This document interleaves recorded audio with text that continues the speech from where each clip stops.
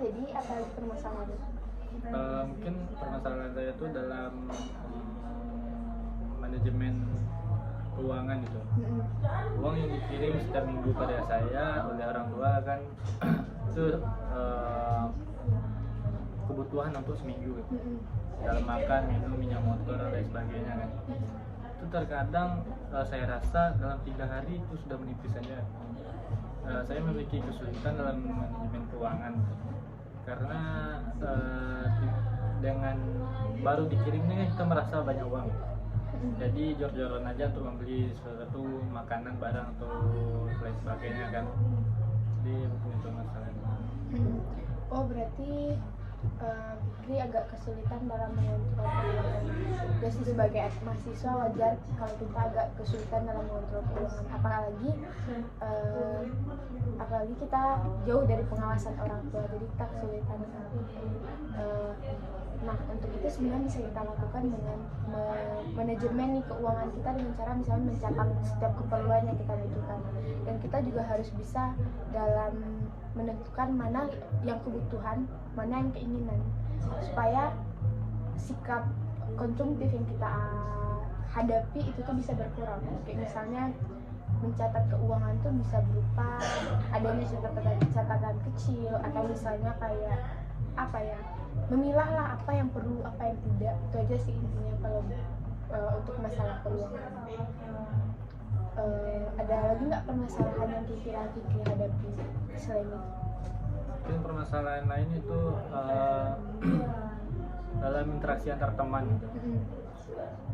Saya akui orangnya itu belak-belakan ya. Apa yang tidak saya suka langsung dibilang gitu.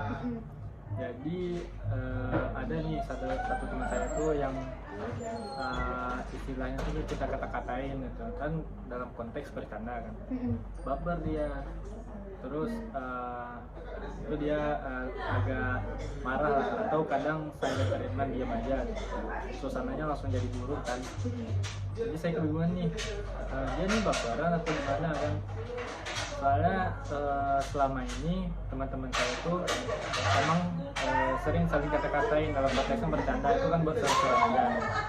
Jadi ada satu teman saya di lingkungan kampus itu dengan gaya pergaulan saya yang demikian itu agak mungkin merasa tersinggung atau tidak enak, mungkin karena lingkungan pergaulannya tidak seperti yang saya alami kan. Mungkin persoalannya itu sikap yang belak-belakan jadi masalah buat orang lain, interaksi antar teman.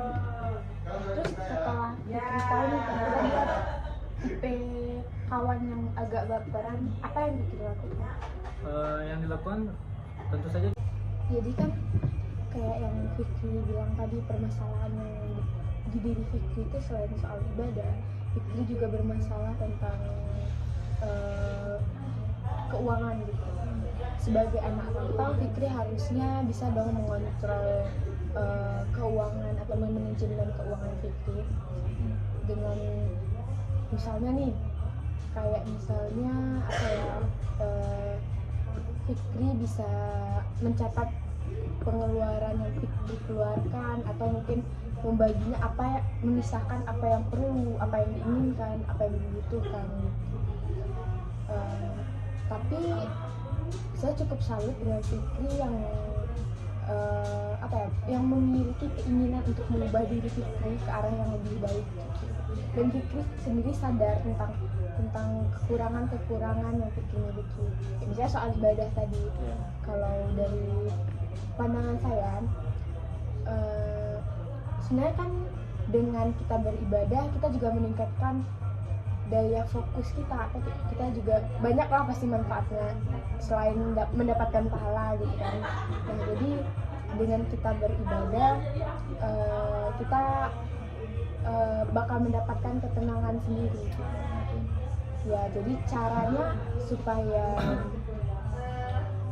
Fikri bisa mengontrol diri Fikri, terlebih Fikri tidak yang menyebabkan Fikri tidak beribadah itu salah satunya karena jauhnya dari jangkauan orang tua yang mengontrol. Biasanya Fikri kan kalau misalnya beribadah selalu diingatkan atau selalu datang Fikri harus bisa gitu memberikan apa ya namanya itu keyakinan sama diri Fikri sendiri atau berpersepsi kalau misalnya ibadah itu sangat penting gitu. Itu sih salah satu yang harus Fikri tingkatkan lagi. Selain itu tuh kalau soal malas-malas nih kebanyakan emang mahasiswa itu emang ngontrol dirinya supaya nggak malas emang susah kali, apalagi kan kita lagi puasa sekarang. Itu emang susah sih sebenarnya, tapi ya kita bisa meningkatkannya tuh dengan cara memberikan motivasi ke diri kita, meningkatkan motivasi diri kita sendiri tentang bagaimana sih kalau misalnya kita malas apa yang bakal berdampak terhadap diri kita gitu. Kayak kalau misalnya kita bisa tuh ngontrol diri itu kan sebenarnya lebih baik, kita bisa terarah untuk fokus gitu dalam belajar. Terus kalau dari segi apa ya, kalau dari segi organisasi yang Fikri bilang tadi, organisasi itu kan sangat berdampak ya terhadap apa ya, public speaking, terhadap relasi atau yang lainnya. Saya cukup. Jadi kalau untuk kedepannya apa harapan Fikri tentang diri Fikri sendiri? Mungkin harapan kedepannya tentulah semua orang ingin sukses.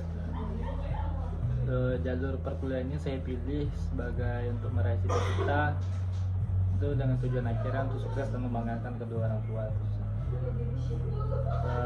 Selanjutnya mungkin saya akan berjuang semampu saya sekuat mungkin dalam menjalani perkuliahan ini, dalam setiap permasalahan yang dialami di perkuliahan, kayak tugas yang susah seperti ujian yang cukup sulit, mungkin untuk cara mengatasinya dengan giatlah belajar itu.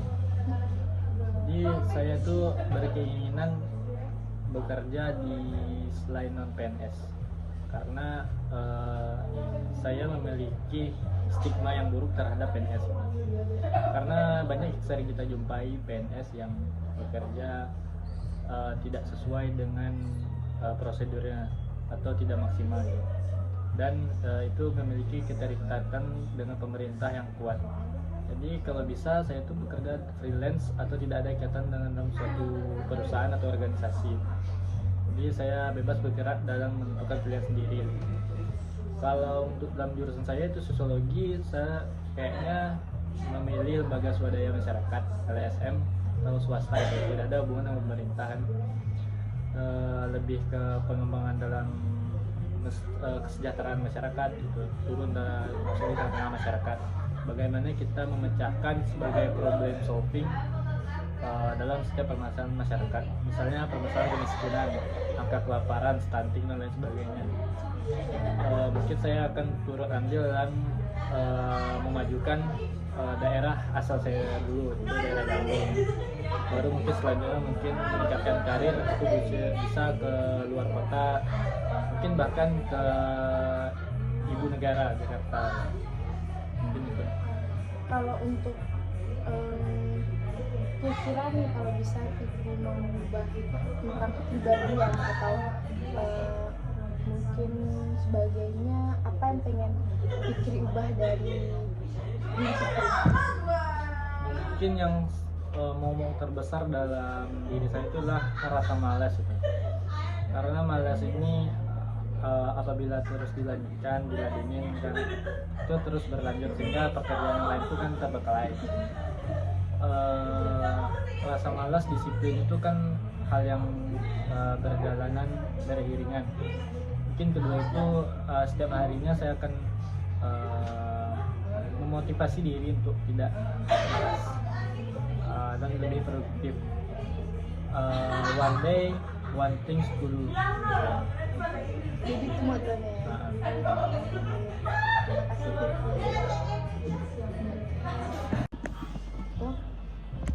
Jadi permasalahan lainnya apa kira-kira?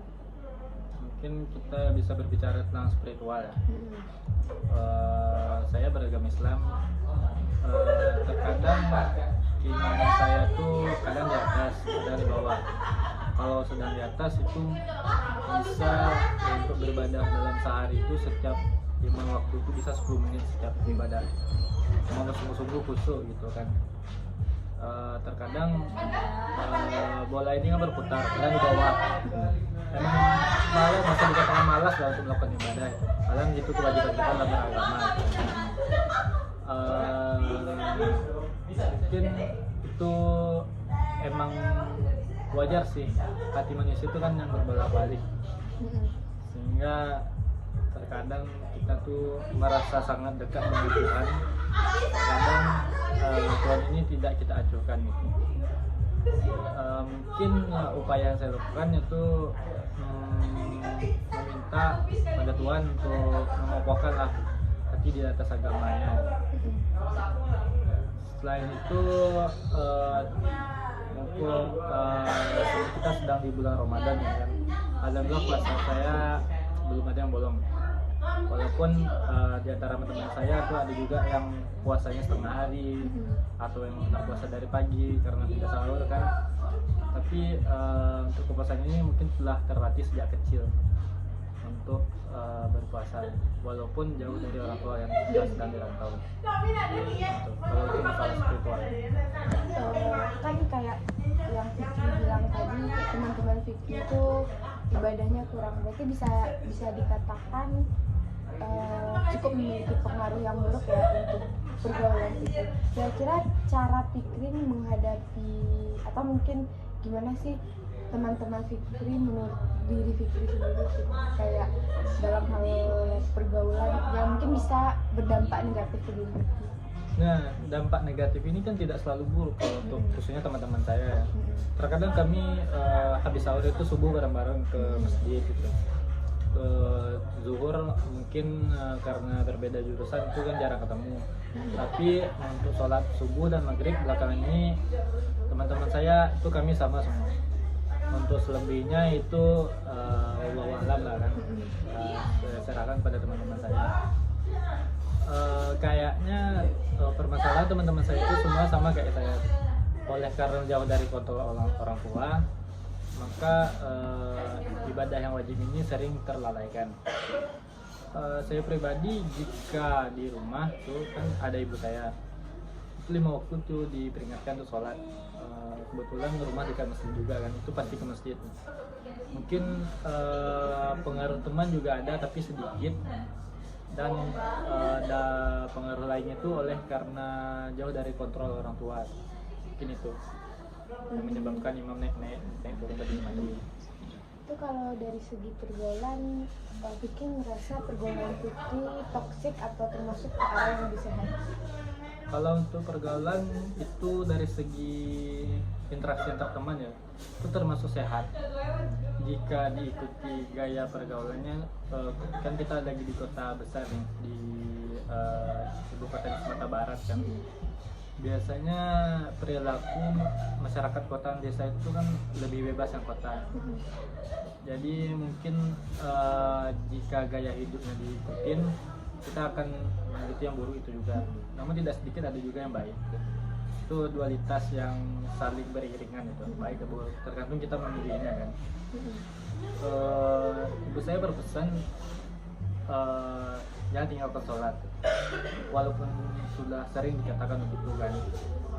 Namun seperti yang saya katakan tadi, iman Tuhan kadang di atas, kadang di bawah. Kadang saya emang jauh, terlalu jauh dari Tuhan, terlalu dekat. Berarti emang agak susah yang kontrol diri terhadap iman gitu. Terus kalau buat dari apa namanya itu, bisa nggak diceritain hal positif apa aja selama ini yang Fikri rasakan dari pergaulan yang Fikri alami sekarang? Dampak kalau positif. pengaruh positifnya cukup banyak ya. Jadi dalam pergaulan teman-teman saya itu cukup solid lah. Misalnya ada teman yang kesusahan, misalnya bannya bocor atau motornya rusak di jalan itu. Dalam kasus yang terakhir ini ada teman saya bermasalah motornya di luar kota Padang, di daerah dekat Pariaman. Itu tengah malam dia nelpon saya buat minta tolong tuh dijemput terus di stepkan motornya untuk kembali ke kos kan. Itu untuk menolong temannya itu ringan saja. karena kami telah saling melengkapi dan membantu. Misalnya teman ada yang uangnya belum dikirim sama orang tua nih, ditalangin dulu, ntar kalau udah dikirim diganti gitu. Pokoknya serasa dan adanya simpati dan empati lah, saling merasakan satu sama lain. Kesulitan kami ini bukan kaleng-kaleng. Lanjut saya lah. Jadi untuk mengatasi anggota yang tidak menjalankan tugasnya itu peringati tadi kan. Terus selebihnya menyerahkan pada ketua setiap divisi sehingga setiap anggota itu dapat saling membackup lah terhadap tugas yang telah dibagi setiap divisi. Terus selanjutnya permasalahan ada suatu kepanitiaan itu adalah sering telatnya dalam menghadiri rapat, sehingga rapatnya molor-molor sehingga tidak efektif gitu. Jadi untuk kebiasaan ngarit ini telah sering terjadi setiap kepanitiaan yang saya jalani gitu. Biasanya telahnya itu dari setengah jam sampai sejam lah, oleh karena banyak permasalahan, misalnya ban bocor, ada urusan mendadak gitu kan. Jadi rapat itu diperbanyak sehingga adanya kebosanan terhadap topik yang dibahas itu tidak putus-putus. Kalau dalam rapat divisi itu waktunya efektif dan optimal, maka mungkin permasalahan dan tugas yang perlu dikerjakan itu cepatlah diselesaikan.